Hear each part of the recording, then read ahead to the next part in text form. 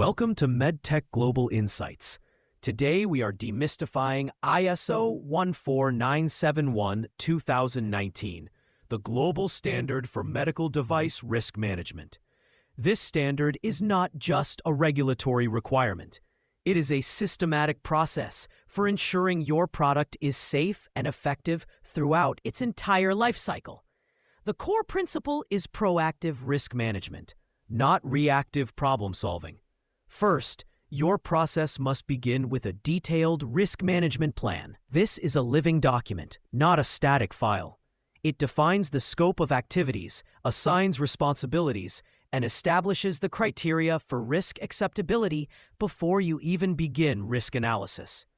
A common failure is creating this plan at the end of the project just to check a box.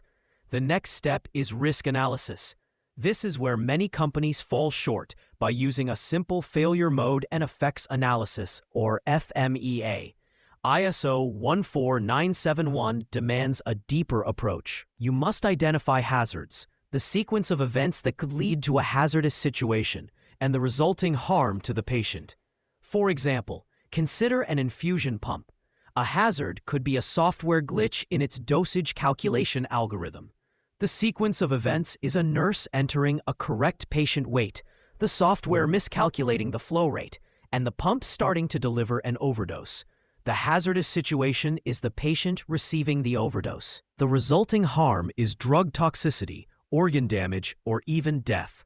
This level of detail is what regulators expect to see in your risk file. Once a risk is identified, you must evaluate it against the acceptability criteria defined in your plan. If a risk is deemed unacceptable, you must implement risk controls. ISO 14971 specifies a clear hierarchy for these controls.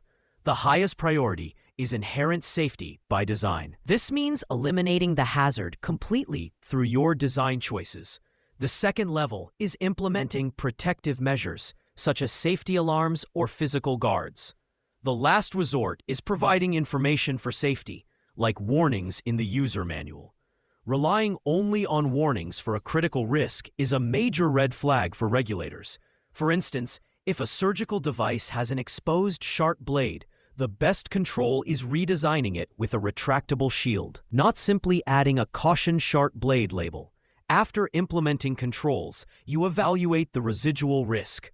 If this risk is still not acceptable, you must conduct a formal benefit risk analysis. This is critical for high-risk devices. You must provide objective evidence demonstrating that the medical benefits of your device for the patient outweigh the remaining risks. For example, a novel implant might carry a risk of long-term material degradation. But if it provides a life-saving function with no alternatives, the benefit may outweigh this risk. Your analysis must be supported by clinical data and a thorough review of the state-of-the-art. Ultimately, risk management is a continuous loop.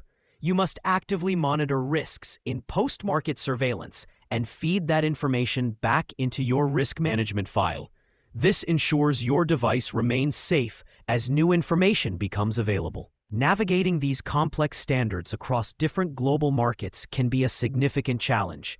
For expert guidance on ISO 14971 compliance and your global regulatory strategy, you can contact our team. Please email us at info@pureglobal.com or visit our website at pureglobal.com.